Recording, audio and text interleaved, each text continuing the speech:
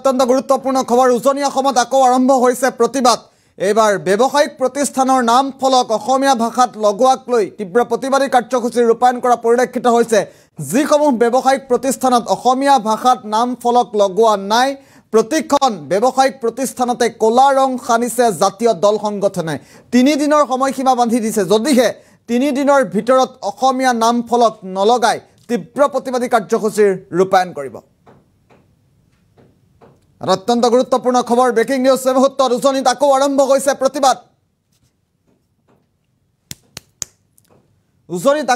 হৈছে প্ৰতিবাদ অসমীয়া ভাষাৰ ফলকক লৈ ওলাই আহিছে দল সংগঠন জাতীয় দল সংগঠনে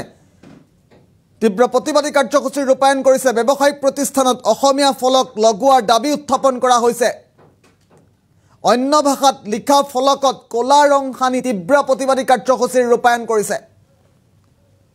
আৰু 21টাকৈ জাতীয় দল সংগঠনে ৰাজপথ কপাই তুলিছে গোলাঘাটত 72 ঘণ্টাৰ সময়সীমা বান্ধি দিছে 3 দিনৰ সময়সীমা বান্ধি দিছে যদিহে 3 দিনৰ ভিতৰত নাম ফলক সলনি নকৰে অসমীয়া ভাষাত লিখাৰ উপৰিও জয় আই অসম লিখিব লাগিব বেনাৰত ডিব্ৰুগড়তো জিলা ছাত্ৰ সন্থাৰ স্মাৰক পত্ৰ প্ৰদান শিৱসাগৰৰ পাছত এবাৰ ডিব্ৰুগড় গোলাঘাট সকলোতে উজনি অসমত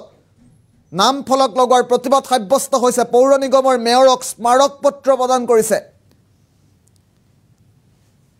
পুনৰ উল্লেখ কৰিছে ডাঙৰ খবৰ এই মুহূৰ্তত উজনি অসমত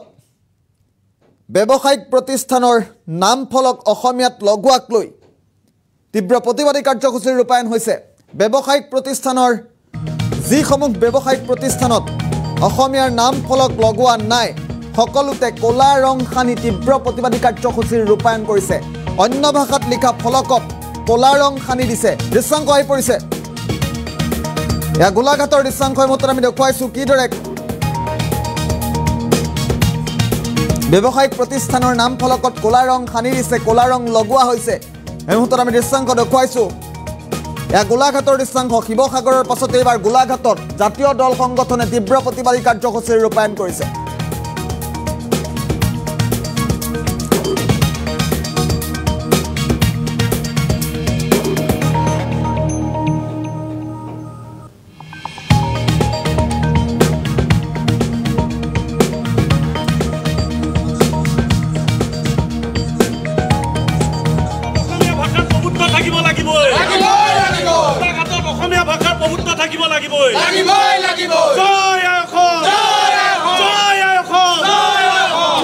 অসমীয়া ভাষাৰ প্ৰভুত্ব থাকিব লাগিব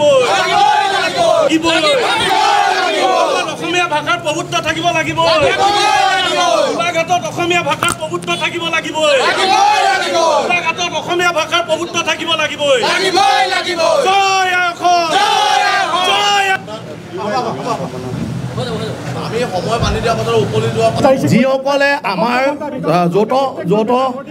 সংগঠনৰ যি সঁহাৰি জনাইছিলে যে কিছুমান দোকানত আমি দেখা পাইছোঁ যে তেখেতসকলে অসমীয়া ব্লগত অসমীয়া আখৰ লিখিছে তাৰ উপৰিও জয় অসমটো লিখিছে কিন্তু একাংশ দোকানীয়ে কি কৰিছে আমাৰ 21টা সংগঠনৰ অৱজ্ঞা কৰি তেখেতসকলে কিন্তু অসমীয়া আখৰ ইয়াত লিখা নাই আমি কৈ আহিছোঁ যে 80% অসমীয়া ভাষা লিখিব লাগিব আৰু ওপৰত জয় আখৰ লিখিব লাগিব আৰু আপোনালোকে জানে গোলাঘাটলৈ বহুত দেখি পৰ্যটকবিলাক আহে কিন্তু তেখেতসকলে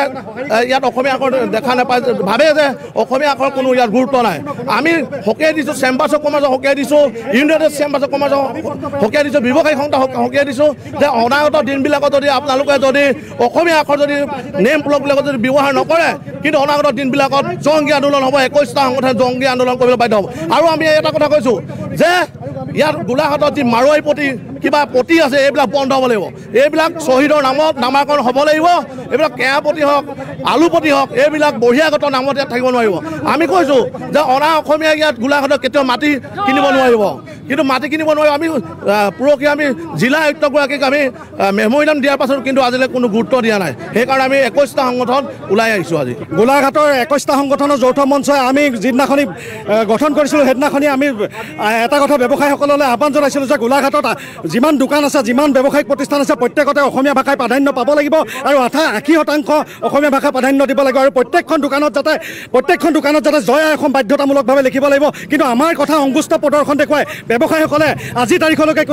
আমাৰ প্ৰতি কোনো ধৰণৰ সহায় নজনোৱাৰ বাবে কিন্তু আজি আমি কাৰ্যসূচী ৰূপায়ণ কৰিবলৈ বাধ্য হৈছোঁ আৰু অনাগত দিনত অহা কাইলৈৰ পৰা যদি এইবিলাক আঁতৰাই পেলাই যদি অসমীয়া ভাষাত প্ৰাধান্য নিদিয়ে এইবিলাক কিন্তু